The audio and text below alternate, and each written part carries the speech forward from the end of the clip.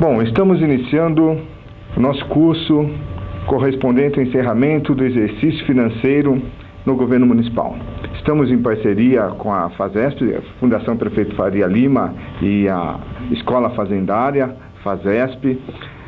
Eu sou Marcos Castro, farei parte dessa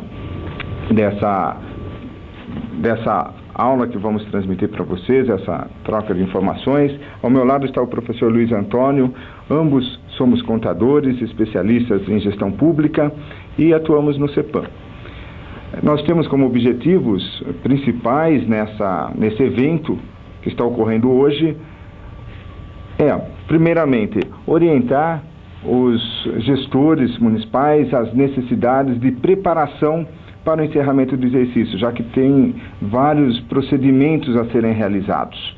Também divulgar informações pertinentes às exigências do controle externo e ainda subsidiar em diversas outras informações que vocês possam ter. Inclusive, nós estamos disponibilizando o nosso e-mail, escola@cepam.sp.gov.br, para eventuais dúvidas que surgirem por intermédio desse evento, desse curso. Estaremos à disposição para depois estarmos respondendo às questões pertinentes ao tema. Bom, o professor Luiz Antônio, assim como eu, daria as boas-vindas a vocês, e o Luiz Antônio vai fazer a sua introdução. Olá pessoal, um abraço, é um privilégio tê-los novamente conosco, prestigiando esta nossa, videoconferência. Os assuntos a serem abordados de estrita relevância para aqueles que trabalham com fechamento de contas.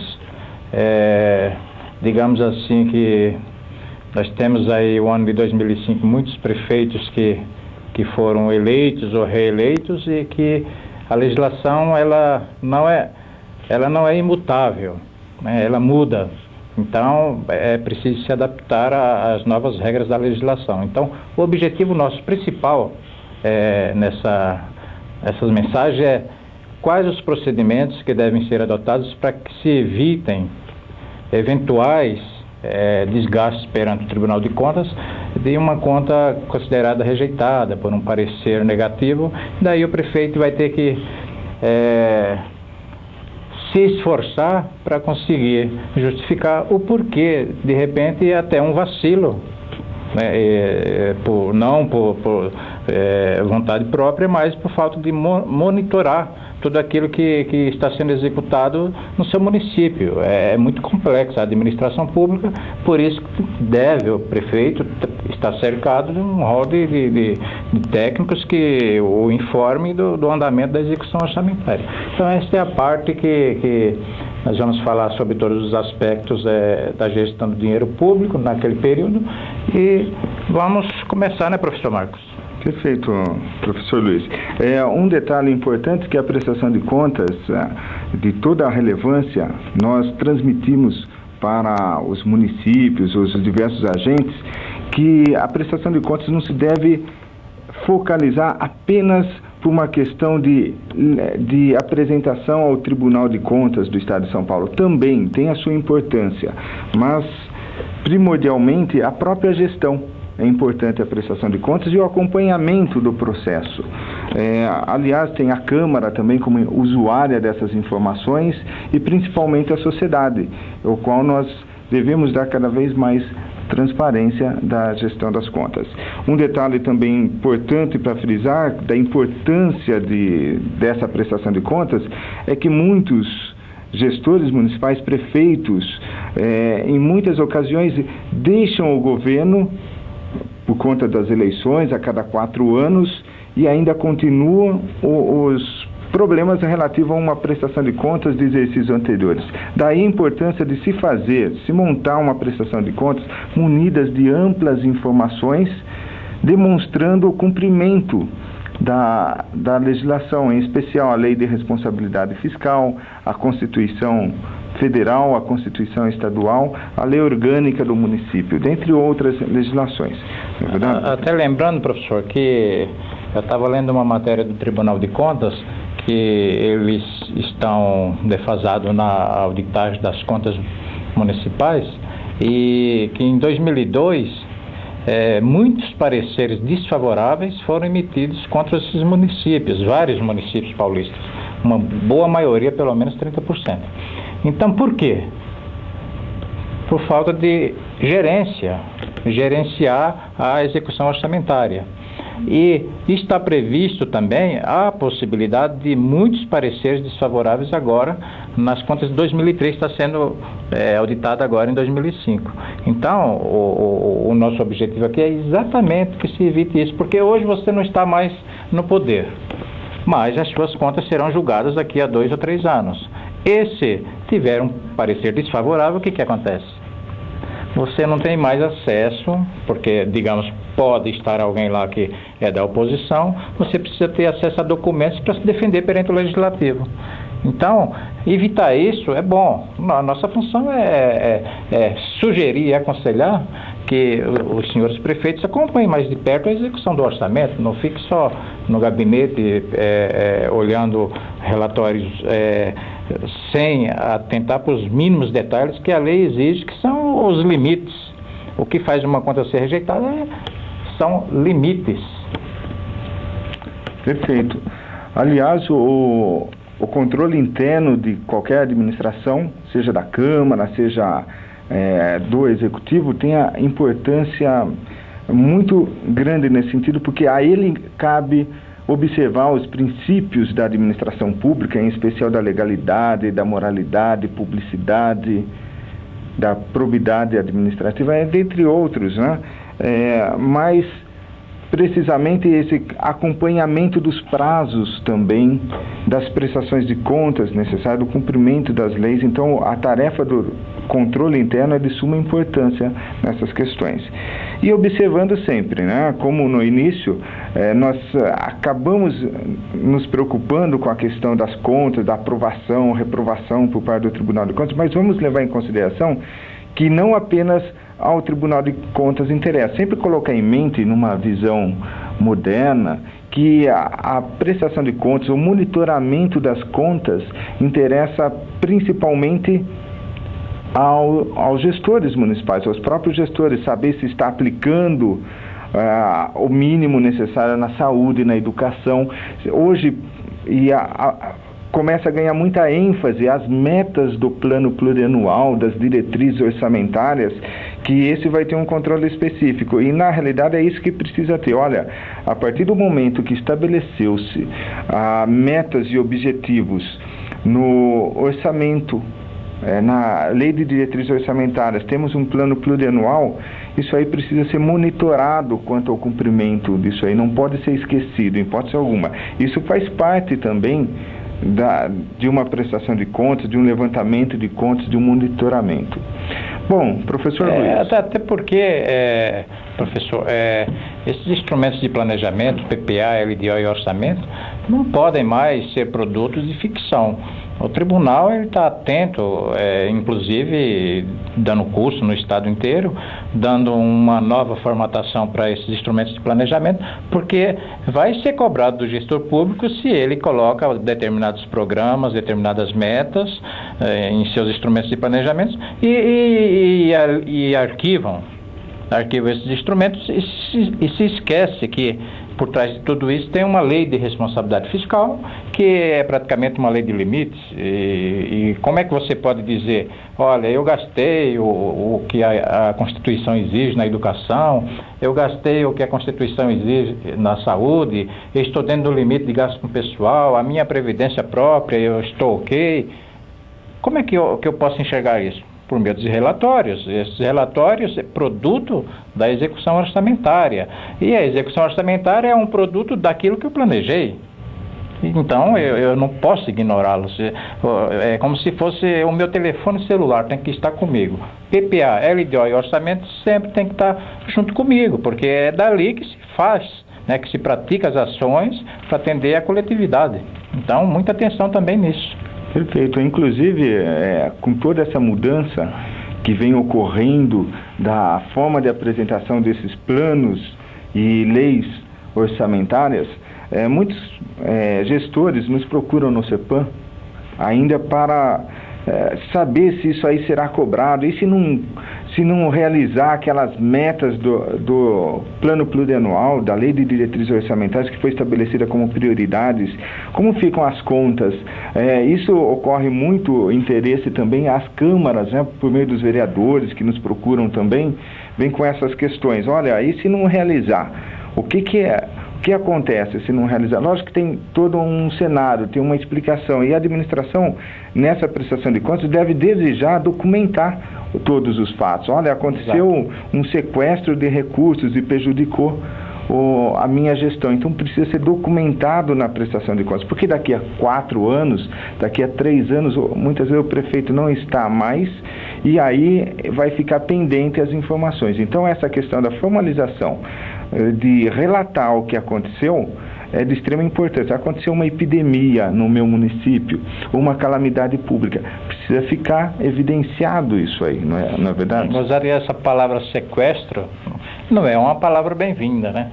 Quando acontece um sequestro, não é? Então, existem aquelas condições em que são sequestrados, né, dinheiro público. Por quê? Poderia o professor dar assim um exemplo? Porque, digamos assim, eu tenho o meu fundo de participação reduzido por um sequestro. O que houve de irregular na minha administração ou nas administrações anteriores que levaram, né, estes órgãos a reterem aquilo que seria eventualmente do município para investir a favor da comunidade? Claro, um dos detalhes é o próprio cumprimento da Constituição Federal, que prevê que deve ser respeitada a ordem cronológica de pagamentos. Um dos itens. Um dos itens. Outro item que pelo menos tente reduzir, fazer o pagamento anual dessa dívida. É uma dívida. Previdência causa sequestro também. Previdência, quando não é pago o necessário, quer dizer, as obrigações, também pode gerar problemas, com certeza. Exatamente. Professor Luiz, podemos ir na questão da saúde, um dos itens importantes de vinculação de recursos, né? Exato, a saúde, nós temos hoje toda uma programação, o município deve ter um plano setorial que é próprio para a saúde, e tem toda uma fonte de financiamento da saúde municipal, e atentando que existe um limite mínimo para ser gasto com saúde, que é 15% de algumas receitas. Agora, o que acontece com o gestor público? Ele trabalha sempre no limite mínimo. Se é 15%, então eu vou investir 15%. Ele não se preocupa em colocar 2% a mais ou 3% a mais, porque numa análise de conta pelo tribunal, o que pode acontecer? Algumas exclusões, de repente 15 vira 12. E o que acontece?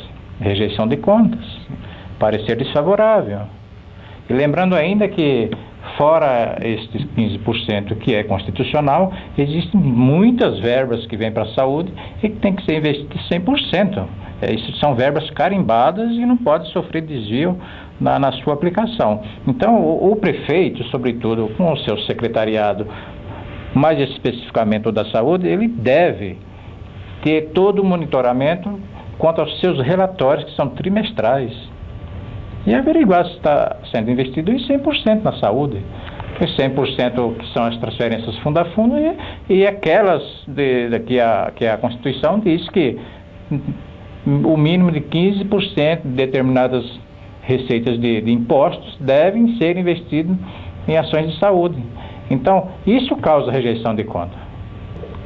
Restos a pagar da saúde descoberto, que é um problema sério. No final do ano você faz um monte de empenho e não dá uma olhadinha lá no financeiro para ver se tem cobertura e passa para o ano seguinte com o resto a pagar. Isso dá rejeição de conta. Então o prefeito precisa ficar atento. Isso é gravíssimo se ele não soubesse defender lá adiante, 2, 3 anos depois, viu, professor? Perfeito. Então, muito cuidado com a saúde. Aliás, a prestação de contas da saúde são documentos específicos, arquivados em separado, como ocorre com a educação. Exato, é um projeto específico. Você tem um plano para a saúde, você tem um plano para a educação. esse plano ele tem um produto, vários produtos. Esses produtos são as ações, obviamente, seus programas, as diretrizes, as ações a favor daquela população, porém, isso é gasto. Sim. Eu tenho receita e despesa, portanto, eu tenho que emitir relatórios. Eu tenho um relatório aí que eu tenho que fazer ele bimestralmente e acompanhar passo a passo se estou gastando aquilo que deve ser gasto com saúde.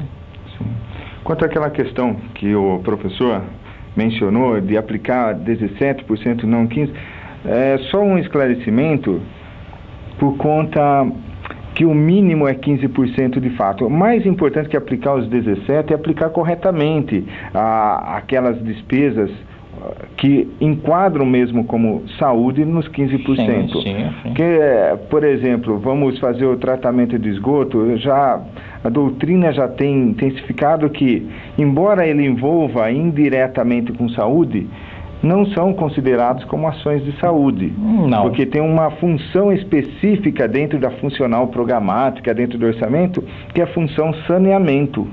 Exato, está fora. Está fora, portanto, não é isso? Então, o mais que aplicar, assim, um pouco mais, é aplicar dentro dos 15%, que é o mínimo, aplicar adequadamente nas ações. E, de vez em quando, também tem os secretários de saúde, às vezes vereadores e até prefeitos mesmo, vêm nos procurar a respeito olha, eu estou gastando 20%, gastei o ano passado em saúde. Esse ano eu estou com um problema sério financeiro, preciso fazer equilíbrio, vou precisar reduzir um pouquinho, vou gastar 18%. Minha receita também subiu, minha receita de impostos, então a minha aplicação de 20 vai cair para 18. Estaria cometendo alguma irregularidade? Não, nem um desvio de queda de índice que possa vir a ferir os 15%. 15% é o mínimo. Porém, você trabalhar no limite mínimo é perigoso lá adiante, uma vez que o tribunal vai fazer uma checagem. Se tiver gasto computado na saúde, que o tribunal entender que não faz parte da saúde, o que ele vai fazer? Vai glosar. Portanto, 15 cai para 14. Claro. Então, muita atenção, senhores gestores da saúde, que o prefeito acompanhe seus secretários nessa parte de investimento em ações de saúde. Perfeito. Eu até observando aqui, professor, um documento do Tribunal de Contas, está claríssimo que é um dos, dentre vários, qualquer questão da saúde que o tribunal entender que haja desvio da função do uso do dinheiro público, é um parecer desfavorável. Claro. Entendeu?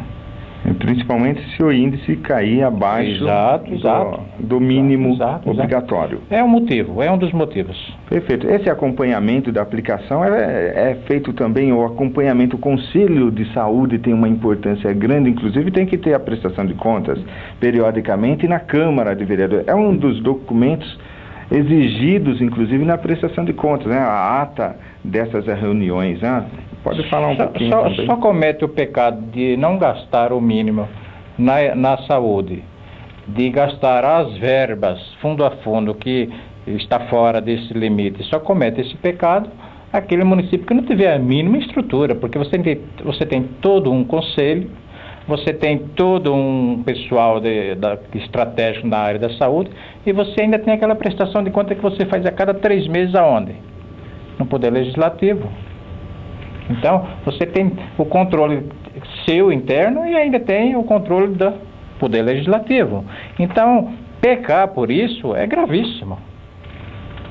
Então, os senhores gestores, que haja um conselho eficiente, que haja todas as atas devidamente registradas, senhores vereadores que fiquem atentos àquilo que está reservado à saúde, só assim o prefeito ele está resguardado de sofrer uma penalidade, porque não é só o prefeito, eu falo aqui prefeito porque é o chefe do executivo, mas se você pegar os relatórios, ali tem a assinatura do contador, a assinatura do controle interno, que ele também poderá daqui a algum tempo o tribunal ensejar penalidades, mas sobretudo o executivo, que é o chefe maior do município. Então, cabe a ele se defender de qualquer ingerência dos recursos da saúde. Claro. Bom, saúde nós vimos que é de extrema relevância para o gestor acompanhar. Principalmente tem a parte social e tem a parte, vamos dizer, até a parte legal, constitucional, aplicação mínima, e que, de fato, o descumprimento dá parecer desfavorável. Me parece que no estado de São Paulo, poucos municípios estão com problema de aplicação abaixo desse limite. Não tem tido parecer desfavorável com relação à saúde. Mas vamos partir para outro tema. E esse outro tema é educação. E esse sim. Esse tem bastante. Pode até comentar as estatísticas, se você obteve, que realmente é grande. Nós sabemos que o principal motivo de parecer desfavorável é pela falta de aplicação mínima na educação. E aí é importante salientar que o município deve atuar prioritariamente, por enquanto, no ensino fundamental e na educação infantil, não é isso? O município ele está direcionado na linha de ensino fundamental e infantil. Mínimo 25% nessas duas funções de governo. Porém, se ele investir o mínimo e quiser abrir um curso técnico, um ensino médio, uma faculdade, ele pode fazer, não tem problema. Mas os 25%, que é o mínimo exigido, ele deve gastar com o ensino fundamental e o ensino infantil. Porém, professor, sempre que a gente recebe às vezes o legislativo e não o executivo, porque as contas já estão, o parecer prévio do tribunal dando uma negativa nas contas do executivo já se encontra em poder do legislativo. Então a gente é muito visitado por vereadores. E por quê? Porque os relatórios da educação, 25% está dizendo que foi gasto. Mas quando o tribunal começa a fazer aquela triagem que ele também faz na saúde, ele vai fazer com o pessoal, ele vai fazer em previdência, ele começa a enxergar, ora, aqui tem gastos que não tem nenhuma relação com aquilo que está determinado pela LDB. Então, vamos tirar fora e vamos devolver a conta com parecer negativo para o município. Então, é muito comum, mas comum mesmo, não gastar os 25%, que é o mínimo. O prefeito ele se preocupa, gastei 25%, está provando que eu gastei 25%? Ótimo, fecha o relatório. De repente, esses 25%, como eu digo, dá 19%, dá 20%. E além do mais, ele tem que se preocupar com outros limites dentro da educação. Não só o mínimo 25%, e é isso e acabou. Ele tem os 15%, que é do fundamental, esse recurso que vai para o Fundef, e se ele tem uma municipalização, ele recebe recurso por aluno. E tem um outro limite dentro desse limite, que é o limite de 60% mínimo, né, o máximo que ele deve gastar com o pessoal de docência, ou seja, digamos, professores, diretores, coordenadores, aqueles que têm a ligação com o desenvolvimento intelectual do aluno. Então ele tem 3 limites para cumprir. Não basta os 25%. Perfeito. Então, esses 3 são pontos, não são referências para um parecer negativo. Claro. E, aliás, é o que nós falamos, estamos no encerramento do exercício, dezembro, estamos conversando com vocês agora, faltam poucos dias para o encerramento do exercício, mas desde o início de gestão, quando nós fizemos aqueles eventos de transição de governo, orientamos, olha, prefeitos eleitos, novos gestores, acompanhem isso periodicamente, não deixe apenas para o final do exercício. Exato. A questão do ensino trimestralmente, há que se fazer um levantamento, há que se publicar um relatório específico demonstrando quanto está sendo aplicado no ensino. Isso aí serve para acompanhar, monitorar, talvez acelerar algumas ações para o ensino e para evitar que no final, porque não dá tempo, se agora vocês estiverem aplicando em dezembro 18%, por exemplo, não vai dar tempo, provavelmente, de aplicar o mínimo. Aí que mora o perigo.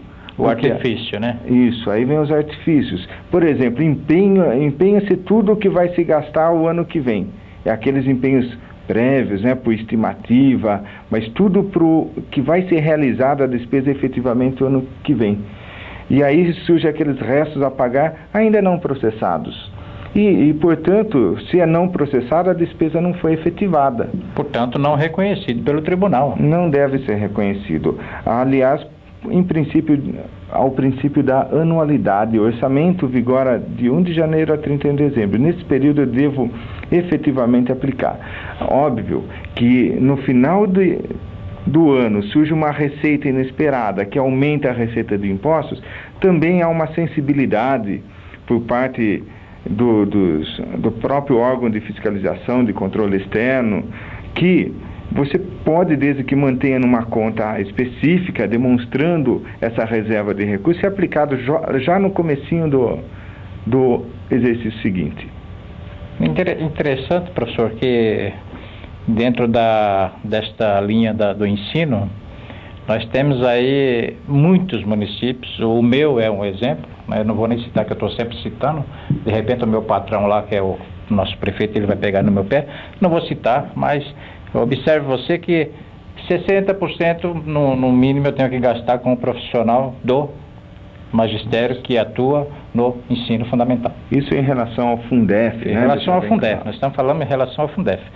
E ele cria uma lei, dando uma bonificação, de repente cada profissional recebe 5, 6 mil reais.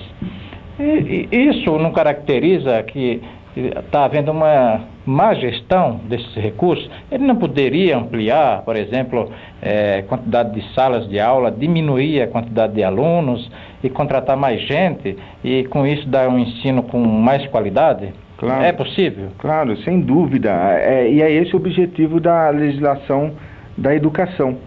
Imaginem vocês que essa distribuição, ao final do exercício, ele cumpre o dispositivo lá de aplicar o mínimo 60% nos profissionais, mas descumpre aquela questão da efetividade, da melhoria da qualidade de ensino, que esse é o principal objetivo. Desde a emenda 14 de 96, não é isso? Quando estabeleceu a década de investimentos aí para o ensino fundamental, o objetivo é melhorar a qualidade do ensino. Então, os próprios conselhos estaduais, nacionais de educação já têm deliberado sobre a questão que o mínimo por aluno, por exemplo, em salas de aula, deveria ser em torno de 25, ou melhor, número máximo, né? Em torno de 20, 25 alunos por sala de aula.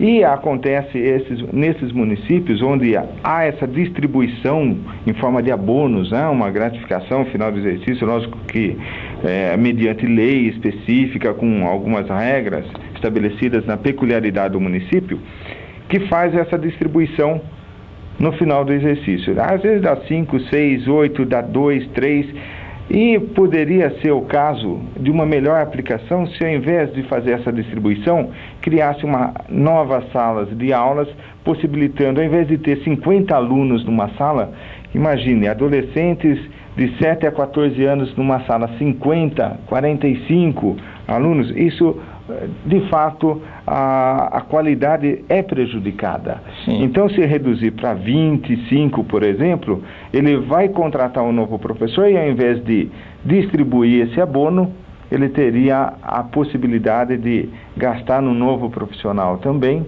Lógico que os profissionais devem ser valorizados com plano de carreira, isso a gente não afirma que deve ser isso aí mesmo, mas também não tira o mérito da questão da qualidade do ensino.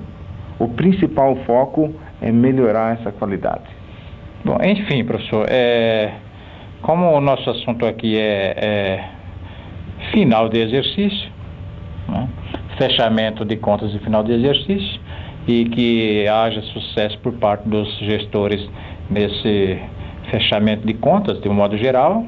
Então, o conselho que nós daqui damos é que agora, nós estamos hoje no dia 14, é uma data, é um período, né? Inclusive a gente até coloca na nossa agenda lá do CEPAM, é o período ideal para se constatar se realmente está gastando o mínimo necessário com educação.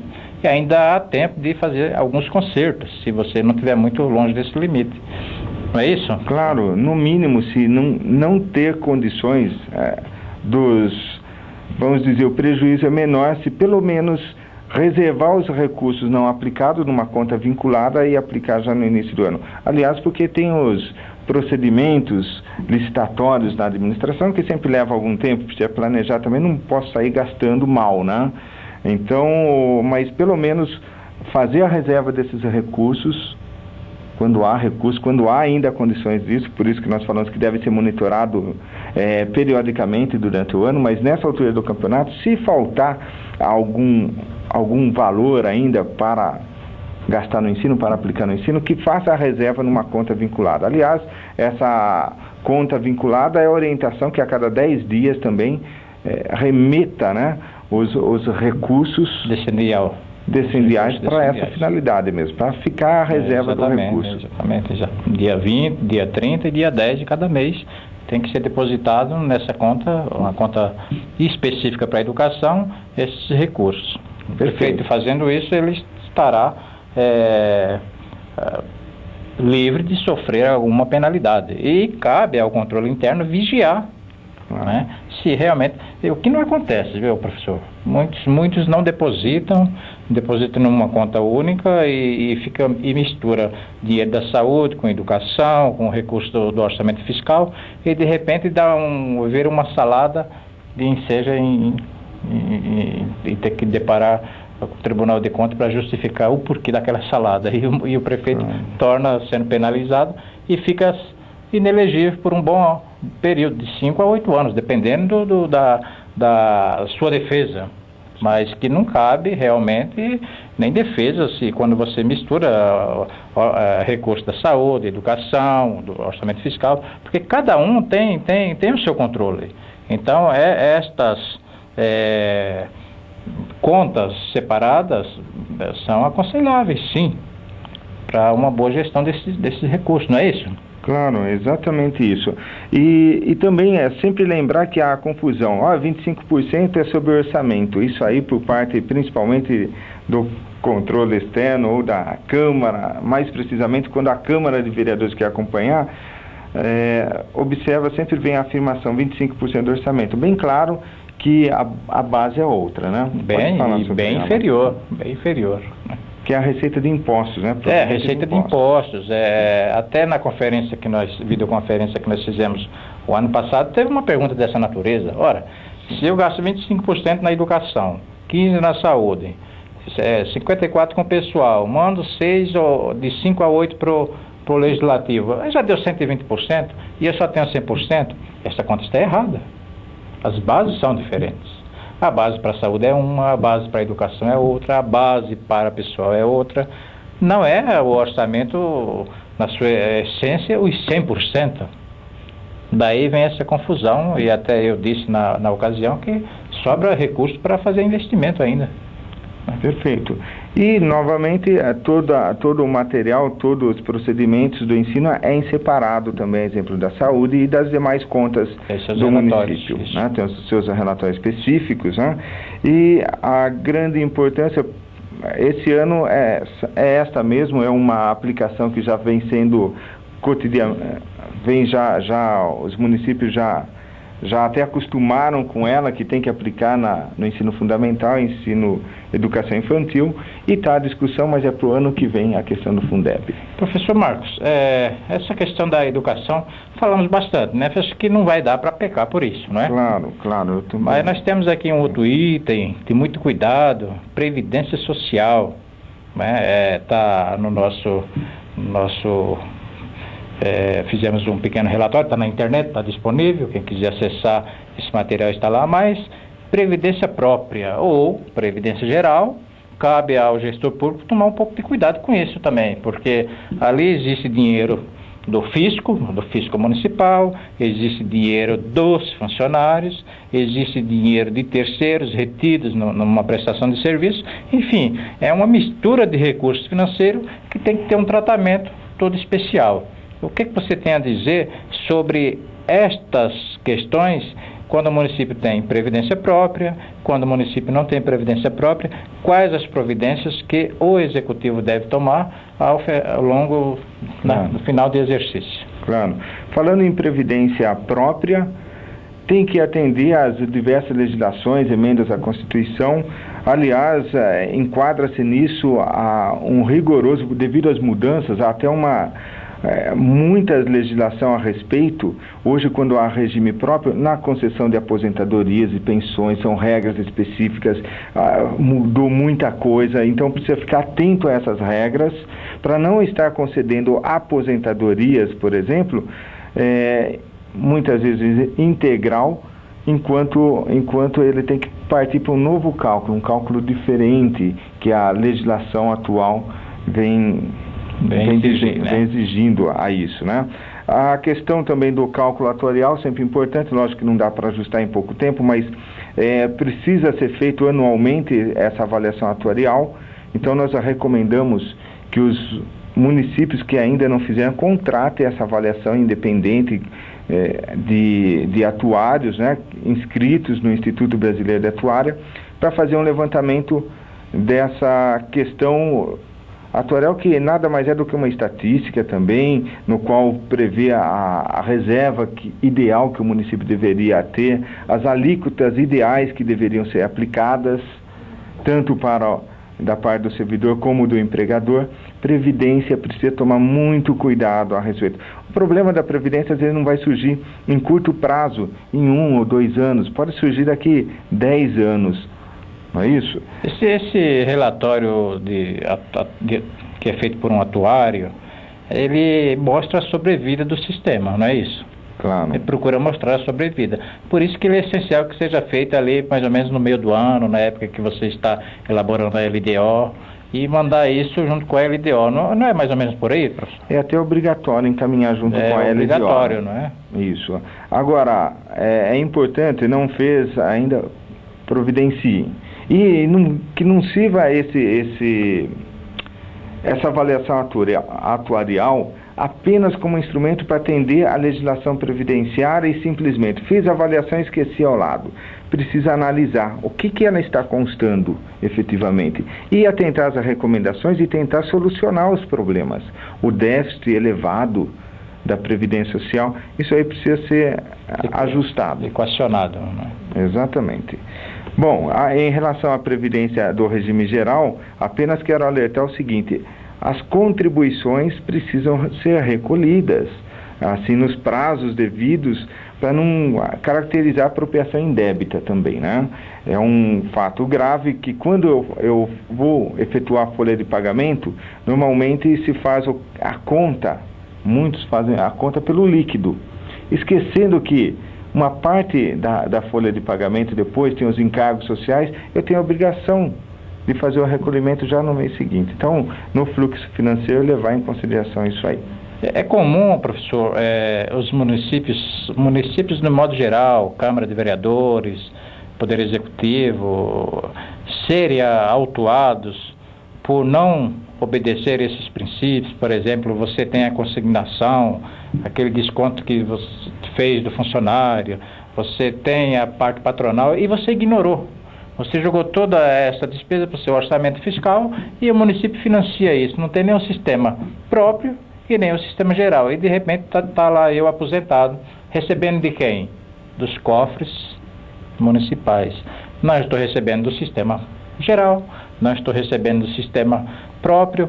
Como é que fica isso? A Previdência vem autuando exatamente os municípios com relação a isso? Me parece que sim, não é? Tá, primeiramente, aposentadorias hoje, pensões, derivam de tempo de contribuição. Então, é obrigatório contribuir para um ou para outro regime. Em geral, o regime geral é para todos aqueles que contribuem, vamos dizer, com o INSS e não instituir um regime específico para os funcionários efetivos, estatutários, aqueles poderiam ter um regime próprio de previdência. Mas o regime geral, fora isso, precisa ser recolhido por regime geral obrigatoriamente, tem alíquotas mínimas definidas por servidor público, que hoje corresponde a 11%, é o mínimo que deve reter do servidor público. E aquela observação que Previdência é tão sério que pode dar a obrigação, a responsabilidade solidária, porque não é só sobre folha de pagamento. Se falar em Previdência, tem os prestadores de serviços, aquelas retenções obrigatórias, isso precisa tomar muito cuidado, fazer um levantamento, lógico, a essa altura do campeonato, volto a dizer, estamos em dezembro, é um alerta, a gente só está dizendo esse alerta que deve ser feito ao longo do exercício, mas observar na prestação de contas se foi realizado isso para ver o que dá para ajustar ainda. E nós aconselhamos os prefeitos, porque quem deve, enfim, quando é autuado um município por não cumprimento dessa parte da legislação, quem deve é o município, não é o prefeito, não é o presidente da Câmara, é o município. Você sabe que nós tivemos recentemente lá no CEPAM um município, uma Câmara que por meio dela o município terminou sendo autuado. E o que tem que ser ressarcido aos cofres da Previdência Geral é muito dinheiro. Né? E está uma briga interna. Quem deve? O Executivo ou o Legislativo? Enfim, nós entendemos que né, posso até perguntar para o professor, mas eu já tenho em mente a resposta, é uma obrigação do Executivo, porque quem deve não é o prefeito, quem deve é o município. O professor deve estar lembrado a que eu estou me referindo, não vamos citar aqui o município, né, questão de ética, mas ele está assim numa encruzilhada, porque é muito dinheiro e parece que aquela data, aquele prazo de renegociação foi ignorado pelo prefeito. O prefeito ignorou. O que aconteceu? Previdência que é o bolo de uma vez só. Então está um impasse danado lá no município e a gente está dando uma assessoria, ajudando daqui e lá, mas eles vão terminar tendo que entrar num acordo. Porque quem deve é o município. Não é nem o prefeito nem o presidente da Câmara, mas quem é o representante atual é o que está lá no poder. Então cabe a ele recolher isso aos cofres da Previdência Geral. Então a Previdência é muito sério, pode não aparecer, pode ser ignorada por alguns períodos, alguns instantes, mas é primordial que seja cumprida. A Previdência quebra se de repente só se aposenta, só se paga indenização e dessa caixa d'água só sai água e não entra, o que acontece? Ela seca. Claro. Então, uma das políticas do governo federal é pegar exatamente esses devedores e tentar negociar. Sim. É importante frisar que, olha, chegamos aqui falando de saúde, educação e previdência. 3 temas primordiais da administração pública, as quais, inclusive, tão primordiais que os 3 têm que ser prestados contas com documentos específicos. As instruções, inclusive, para o controle externo é que uma prestação específica das entidades de previdência, do Fundo de Previdência, da Saúde e da Educação. Isso. Tá certo? Vamos à Câmara? Vamos falar. Antes vamos falar um pouquinho do Palmeiras? Fala do Palmeiras. Não, meu Palmeiras está... Cancela. Cancela, deleta, né? Vamos aos limites. Vamos falar um pouco de Câmara de Vereadores, né? Tem vereadores prestigiando. Nós temos vereadores e é um outro poder que é importante. Vamos falar sobre o que então, dentro disso? Vamos iniciar porque a grande preocupação deles é em relação primeiramente, aos repasses. Qual que é o limite? Exatamente. Você sabe que talvez os vereadores recém-eleitos desconheçam a legislação, mas nós temos aí 2 legislações básicas para o trato do dinheiro público pelo Poder Legislativo e pelo Executivo também, que é a Lei de Responsabilidade Fiscal e a Emenda 25. Cada uma trata de uma forma, enfim, o Legislativo tem que obedecer os 2 e o Executivo também. Então vamos para os limites. Não vamos falar de limites especificamente. Vamos falar que hoje a Câmara de Vereadores ela tem como âncora para que o Executivo transfira os seus recursos a Emenda Constitucional número 25. Isso. E ali ela diz que a cada dia 20 tem que ser depositado na conta do Legislativo um recurso X com base no tamanho do município, da população e assim por diante. Não é mais aquela base da receita corrente líquida. Então vamos pegar aí um exemplo, eu tenho até um exemplo aqui que eu coloquei a título de expor aqui para os nossos. Vamos pegar aqui um município que tem até 100 mil habitantes.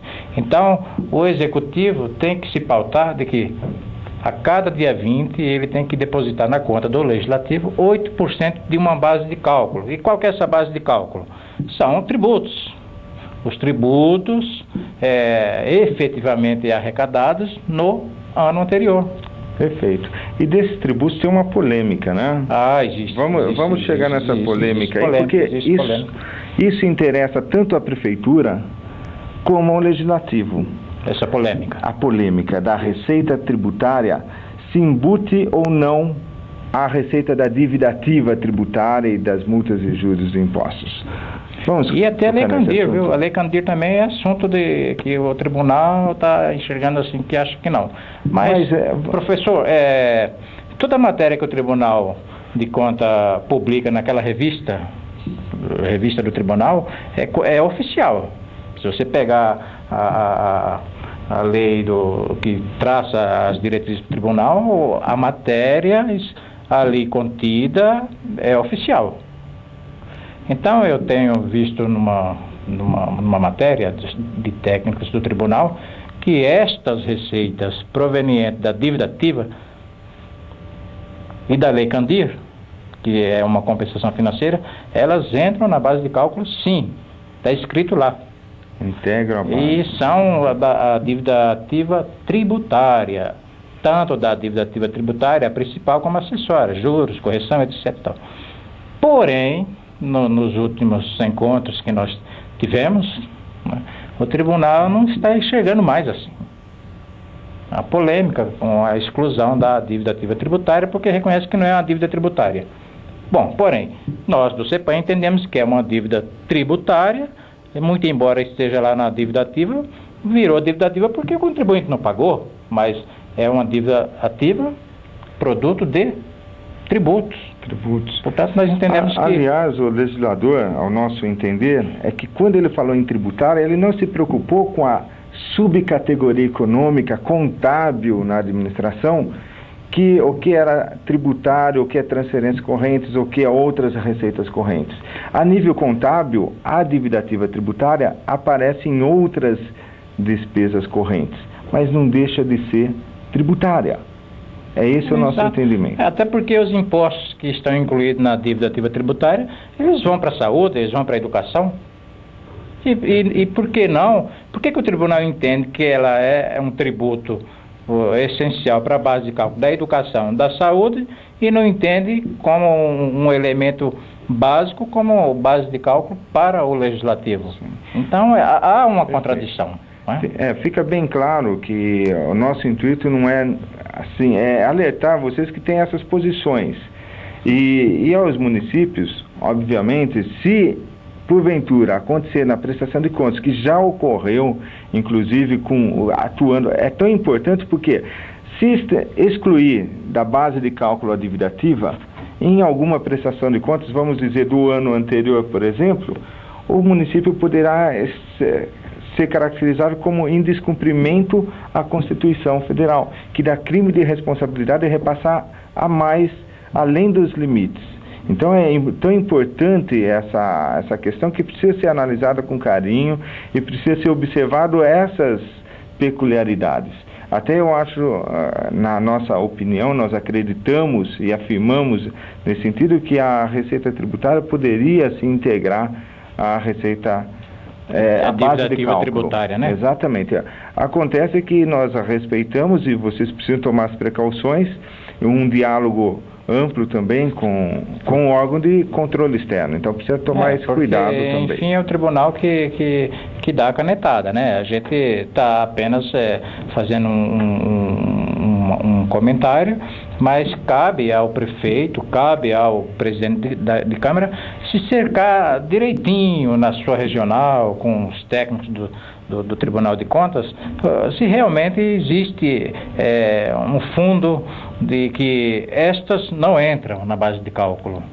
Claro. Não é isso? Isso aí. Então, nós recomendamos, né, que se aconselhem, que peguem informação perante o tribunal. Se o tribunal entender que não, então, muito cuidado. O prefeito poderá estar passando recurso a mais. Além do permitido. E o Poder Legislativo está gastando recurso a mais. O que acontece?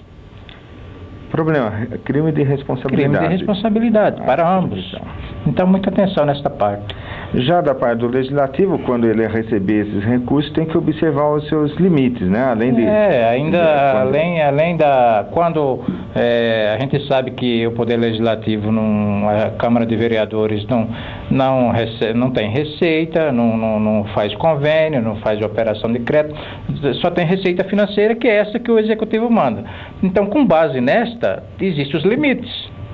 Se você for pela Lei de Responsabilidade Fiscal, nós temos aí que é uma outra base de cálculo, que é a receita corrente líquida, é um outro denominador e numerador, porque você tem aí gastos totais com pessoal, que aí representa os 6% da receita corrente líquida, que é o limite. E você tem a emenda 25 também, que é uma outra base de cálculo, que são estas receitas tributárias, e também outros elementos como numerador. Por quê? Porque aí é só os gastos com folha de pagamento, exclui-se desta base os encargos patronais. Então o Legislativo ele tem que seguir a Lei de Responsabilidade Fiscal e a emenda 25. Perfeito. Nesse sentido aí, por conta desses limites mínimos aí, Legislativo, é comum hoje aparecer nos orçamentos construção de câmaras municipais no orçamento. Sim. Então essa questão das câmaras municipais, primordialmente o que acontece? Depois não realiza, não acontece, sobra aquele recurso no final do exercício e quem tem que devolver para o Executivo, de fato. E nas prestações de contas, nas auditorias, os relatórios diante das câmaras têm se portado da seguinte maneira: olha, a projeção de receita do Legislativo está superestimada. É um dos detalhes. Por quê? Põe no orçamento e não realiza. Lógico que as defesas têm sido, assim por parte da Câmara, dizendo que ela limitou os gastos. E aí é difícil falar o contrário. De fato, ela limitou, mas precisa tomar cuidado, que aparece por 5 anos seguidos construção de prédio do Legislativo e nenhum ano acontece, aí já dá a entender que está apenas inserindo mesmo dotações sem a necessidade de utilizar. Porque no final do exercício algumas câmaras chegam e dizem o seguinte: olha, essa economia é para comprar ambulância, construir unidade de saúde, e lógico que não pode, vamos dizer, carimbar esses recursos que está devolvendo. Não pode. Mas tem acontecido. Exato. Não é isso? A gente sabe disso. Então, essa questão porque quando você superestima, vamos dizer, gastos mesmo, significa que eu estou deixando de aplicar durante o exercício em alguma área que precisa emergencialmente ser utilizada por parte do Executivo. As demandas sociais muito... Recomenda-se que o Legislativo, de posse de uma reserva financeira descomprometida, seja devolvido ao Executivo, porque aquele dinheiro pertence ao município. E, de repente, você está sofrendo com uma infraestrutura, ruas cheias de buracos, cidade mal iluminada, e a Câmara com uma boa reserva financeira que ela não vai usar. Então, devolver, né? Vamos ser assim coerentes e devolver para o Executivo, se você não vai usar, e se também não está comprometido com o resto a pagar já, aí até liquidado, só falta realizar o pagamento. Mas é comum sim, nós temos visto esta de construção de próprio da Câmara Municipal e que nunca sai do papel. E o recurso vai se acumulando. É claro que no final do exercício ele devolve, mas fica parado. Claro. E a população sofrendo, porque essa verba poderia estar sendo aplicada a favor da coletividade. Então, os senhores vereadores, venhamos e convenhamos, vamos ser racional a elaborar a sua proposta orçamentária. Você sabe que a base de cálculo é sempre os tributos arrecadados no período anterior, então dá para você fazer um orçamento bem planejado e bem próximo daquilo que você precisa para se manter. Vamos manter cautela também nessa parte. É isso, professor? Claro, é isso mesmo. Vamos falar de pessoal? Vamos falar de pessoal. Pessoal é esse que interessa tanto... Pessoal do Executivo, não é isso? Principalmente. Professor Marcos, eu acho que vou passar essa pergunta para o professor, né?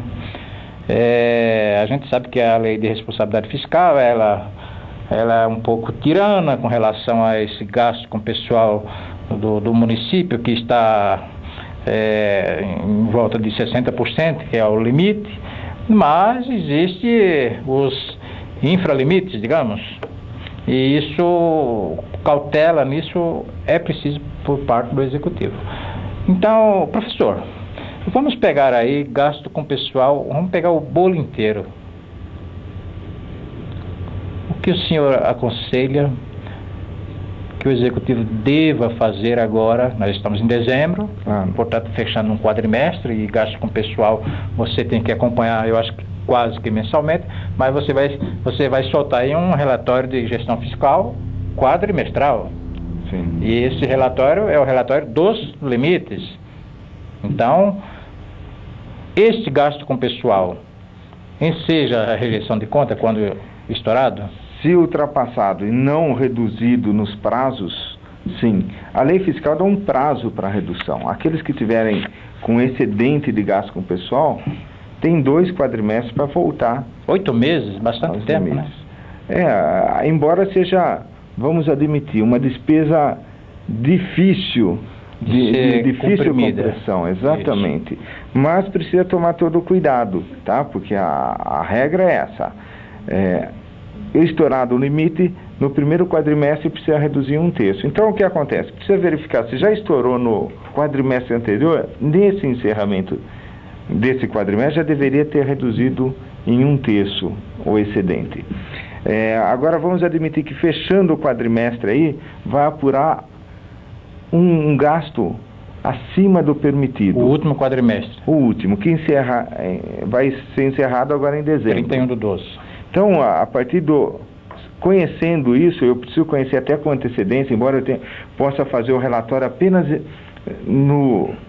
depois em fevereiro, por exemplo, fazer as publicações. Depois que eu faço alguns ajustes, não é verdade? Então, eu perderia 2 meses. Eu, na administração, já correria observar quanto estamos gastando, porque se precisar ajustar, já começa de imediato, para não perder tempo. Viu, professor, e se se o município estoura esse gasto no último quadrimestre, essa regra é válida? Essa regra, para o último quadrimestre? Para o último quadrimestre desse ano, sim. Entende? Você precisa, sim, fazer essa redução imediatamente no quadrimestre anterior. Seguinte, exatamente. Seguinte. Isso. Então a regra é importante.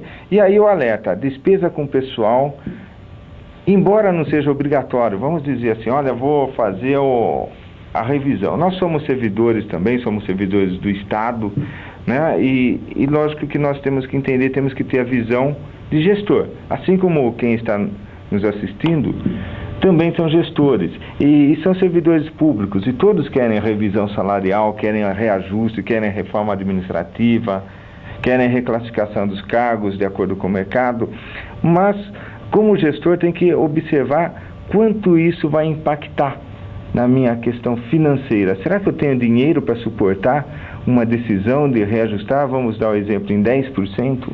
Exato. Em 6%, que seja o índice de inflação, eu tenho que calcular isso aí, com a finalidade de não comprometer no final do ano, por exemplo, tem 13º salário, por exemplo, e isso ocorre. Alguns municípios vão ter dificuldades para pagar o 13º salário. Exatamente. Por quê? Precisa ter todo esse cálculo aí inicialmente. E mais um detalhe também, isso se aplica quando eu vou fazer contratação de pessoal. São despesas obrigatórias que vão gerar para o município e deve ser levado em consideração. Se eu vou contratar mais 20 escriturários, 2 contadores, quanto isso vai impactar? Se eu tenho condições, e priorizar as áreas. Não significa que eu vou deixar de fazer, mas talvez priorizar num determinado momento. E lembrar também, né, professor, que tem o tribunal como um grande aliado do município, porque existe na lei de responsabilidade fiscal, lá no seu artigo 54, me parece, um limite de 90%, que já é um limite de alerta. O tribunal analisou as contas daquele período. Poxa vida, o município chegou a 90% dos 60%. Vamos disparar um alerta. O tribunal tem feito isso E também o tribunal tem alertado quanto ao limite prudencial, que é de 95%. Então, antes de você chegar nos 54 ou nos 60, digamos assim, que é o limite mínimo do município, você tem duas placas, né, de alerta. Olha, você chegou aos 90%, cuidado. Ou você chegou a 95%, muito cuidado. Daqui a pouco você está nos 60%. Então, ferir esse princípio também é um produto de ingestão. O professor entende assim? Uma vez que a lei ela dá parâmetros para que você não chegue ao extremo. Claro, é limite do limite. Quer dizer, quando se fala prudencial, é um limite de cuidado, né? É um sinal amarelo de atenção, não é isso? Então nós temos essa situação aí que precisamos sempre estar observando, tá certo?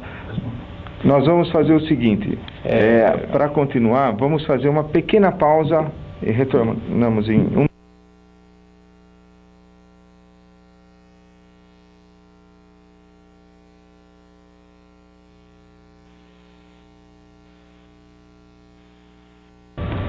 Estamos de volta e vamos recomeçar falando do equilíbrio financeiro orçamentário, déficits orçamentários, déficits financeiros.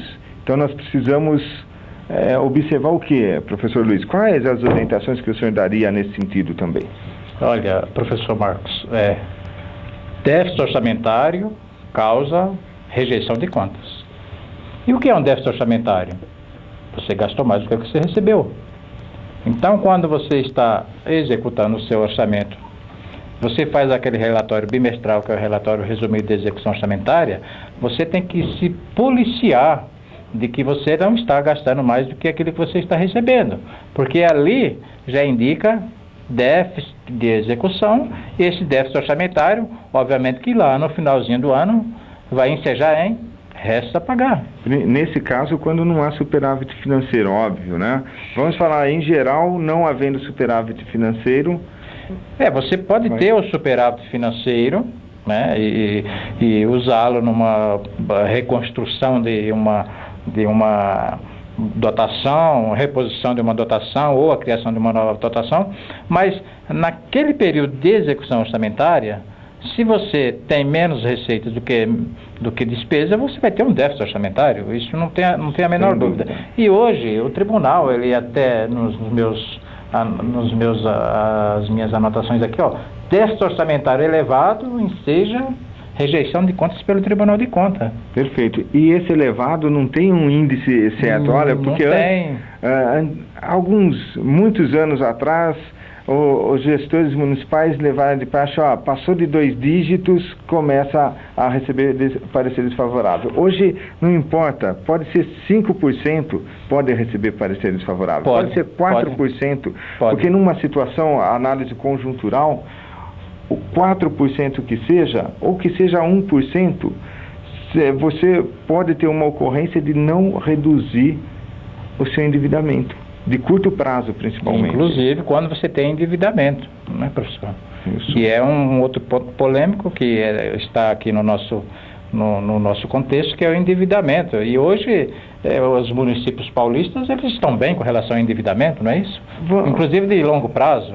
Vamos admitir, o maior problema é de curto prazo, né? Curto prazo, resta pagar, né? Isso, porque o grande problema dos municípios são os restos a pagar. O de longo prazo não deixa de ser problema, principalmente porque estão neles mencionados em muitas ocasiões os precatórios e as dívidas de longo prazo com INSS, por parcelamento de débito. Aquela que nós já comentamos, né? Exato. Agora, é importante, em relação ao endividamento, o que nós temos observado é que às vezes aqueles índices podem estar traduzindo uma informação indevida até, porque a prática de atualização monetária dos precatórios não tem sido ocorrido pelos municípios. Nós temos recomendados para evidenciar a posição da situação de endividamento em 31 de dezembro, por exemplo, a situação naquele momento. Quando muitos municípios apenas atualizam seus precatórios, seus parcelamentos, quando? No pagamento. no pagamento. E isso aí, ou seja, isso aí fica escondido, né? Quer dizer, essa dívida não aparece nas demonstrações se não atualizar. Então nós temos que dar esse reflexo, essa transparência nas questões orçamentárias. E hoje também tem a recomendação, no caso da Previdência, na consolidação de contas, inclusive a reserva, o déficit financeiro atuarial, que tem um plano de contas específico para a Previdência que visa demonstrar exatamente quanto o município deveria ter para saldar os compromissos futuros das aposentadorias. Exato. Perfeito? Vamos falar de... Vamos falar de balanço patrimonial, porque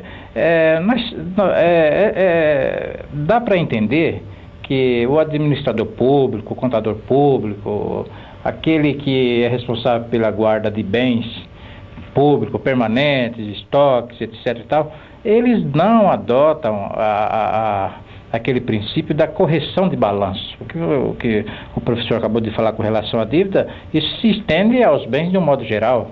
Então, digamos assim, hoje o município faz depreciação de seus bens? Não faz. Exatamente. Por que não faz? Bom, a legislação não fala nada. Fala sim, a legislação fala. É claro que o município não é uma empresa que tem que cumprir as exigências do fisco, por causa do imposto de renda, da lei 6.404, que é a lei da sociedade anônima, mas o município é uma empresa, sem fins lucrativos, mas é uma empresa. Ela tem bens, ela tem direito e ela tem obrigação. E, no entanto, quando você levanta um balanço em 31/12, que vai ser feito agora, em 31/12, você tem aquela representação estática, é uma coisa totalmente fora do mercado. Por isso que nós falamos, as informações têm que ser úteis para a administração, para os gestores e da transparência. Exato. Agora, a depreciação que o professor acaba de mencionar, para que nós vamos fazer a depreciação? Um dos detalhes, um dos itens importantes é para custos. E os municípios estão engatinhando, na verdade, estão preparando, vamos dizer, para essa função aí. Vai ser, num breve período de tempo, vai ser recomendado que esses custos sejam efetivamente implantados. Saber quanto custa uma atividade na educação, na saúde, etc. E a depreciação é um componente importante de custo. Nas empresas privadas é muito adotado, não é isso? No setor público, para apurar custo também vai... Isso me parece que é uma exigência da lei fiscal, né? A questão de custo, sim. A exigência da lei fiscal não é nenhuma invenção, não. Está na lei de responsabilidade fiscal. Os municípios precisam começar a valorizar seu estoque, seus bens, claro, né? Suas obrigações e com isso demonstrar que o seu município, como uma empresa, né, se assim eu posso dizer, como uma empresa, né, ela está com seus elementos que compõem toda a estrutura administrativa, ok, né, 100% dentro de uma análise pericial, se assim eu posso dizer, né, o prefeito cria uma equipe para que se faça um levantamento de seus bens e faça uma reavaliação e ajuste seu patrimônio. Isso não é difícil. Claro. Inclusive no nosso material que está disponível na internet, tem até exemplo, que os contadores, eles vão ler isso, essa matéria vai falar, bom, mas isso eu sei. É óbvio, isso está em todo o livro de contabilidade, mas o objetivo não é se ele sabe ou não. Qual que é o objetivo, professor? É que ele coloque em prática isso. Claro. A prática de valorizar o patrimônio público. Ora, você tem um carro lá no seu patrimônio que vale R$1. Isso não é verdade. Então vamos montar uma equipe de fazer uma peritagem nesses bens e vamos trazer isso para um valor presente. Claro. Até porque quando eu for vender esse veículo, eu vou ter que apurar o valor real de mercado. Sim. Não é verdade, professor? Claro, exatamente. E por falar, já que estávamos falando em balanço patrimonial, é só para ajustar que alguns colegas não são contadores ainda que estão nos assistindo, lembrar que o balanço patrimonial é uma demonstração obrigatória, no qual vai demonstrar todos os bens e direitos, inclusive recurso financeiro, valor a receber da dívida ativa, os bens móveis, imóveis, ações que o município, que o governo tem, e do outro lado as dívidas, separado em dívida de curto prazo, reza a pagar, e a dívida de longo prazo, que é também conhecida como dívida fundada ou consolidada, onde estão os precatórios, onde estão o parcelamento de dívidas e outros, derivados de contratos. Bem, professor Marcos, acho que nós estamos chegando ao fim da nossa pré-conferência, se assim posso dizer, né? Mas, prestação de contas anual. Você sabe que existe uma instrução do Tribunal de Contas, instrução número 2, que é um verdadeiro calhamaço de pedidos, né, que o município deve enviar ao Tribunal de Contas e outras esferas do governo. E isso tem que ser feito até... Tem uma data, não tem, professor? Tem. A data é até 31 de março. 31 de março. Por isso que esse 1º de janeiro a 31 de março é um período para a prestação de contas anual. Ajustes daquilo que... Claro. A prestação de conta anual em descompasso com aquilo que a legislação exige, seja aqui na minha anotação em parecer desfavorável. Então, senhor prefeito, na sua prestação de conta, em 31 de março, muita atenção, preste atenção na instrução número 2 do Tribunal de Contas, tudo o que ele pede que seja enviado. Isso é de estrita importância, porque é um pedido do tribunal. E um pedido, quando não atendido, também cabe penalidade. Isso. E não é só a prefeitura, não é só os prefeitos, são os presidentes de autarquias, presidentes de fundações, o município como de economia todo. mista, não é isso? Da Câmara, para ilustrar. Aqui, essa é a instrução do Tribunal de Contas. Então, vocês conseguem com facilidade na internet, entrando até no site do Tribunal de Contas, e nós não vamos fazer leitura dos itens aqui, que seria impróprio para esse momento. Mas vocês têm acesso a essa instrução que o professor Luiz mencionou, que é número 2 de 2002, que contempla vários documentos que devem ser levantados nesse período para entregar até 30 de março. E lembrando sempre, não é apenas para atender ao Tribunal de Contas, que sirva essas informações como instrumento de gestão e transparência da administração. Em relação à prestação de contas, o senhor tem mais alguma consideração? A recomendação é que ela seja feita com cautela. Não apenas encher um caminhão de documentos e dizer assim para o tribunal, está aqui a minha parte. Não, isso vai ser analisado parte a parte, por isso que o tribunal leva de 2 a 3 anos para analisar a conta de um período financeiro. Agora ele está analisando as contas de 2003, nós estamos em 2006 praticamente, né? Então, o tribunal vai fazer uma auditoria complexa. Então, tudo isso que nós falamos de limites, professor, de saúde, ensino, educação, gasto com pessoal, muito cuidado nos processos de compras, de venda, licitatórios, a preservação do patrimônio, atender o pedido do Tribunal de Contas, tudo isso está num rol de prestação de contas que o tribunal vai levar em consideração na hora de emitir o seu parecer. Então, recomenda-se averiguar aquilo que está sendo mandado para o Tribunal de Contas, porque um documento que caia na mão do Tribunal de Contas e que não tem nenhuma relação com aquilo que é exigido, isso significa uma falta de gerência dessa documentação que foi para eles encaminhada. Então é isso que o professor Luiz, técnico e funcionário do CEPAM, tem como última palavra, que sejam felizes, senhores gestores, nas suas prestações de contas. Averiguem, vocês têm até 31 de março para fazer ajustes. E com isso, eu encerro a minha fala, professor, desejando a todos, agora no final do ano, dezembro, um bom Natal, um feliz Ano Novo, e que estamos à disposição no Tribunal, no CEPAM, que fica na cidade universitária, para bem atendê-los, como a gente sempre fez. Claro. Eu também vou fazer o encerramento, apenas antes, lembrando que no site cepam.sp.gov.br vocês podem adquirir um material referente a esse curso de encerramento do exercício. Também lembrando que questões podem ser dirigidas ao nosso e-mail escola@cepam.gov.br. Do mais, também gostaria de desejar a todos, pensando que esse curso tenha sido útil, é o nosso desejo, né, para vocês, e nas palavras do Luiz também, como encerramento de ano, um bom Natal e um bom Ano Novo. Obrigado pela atenção. E saudações palmeirenses, né?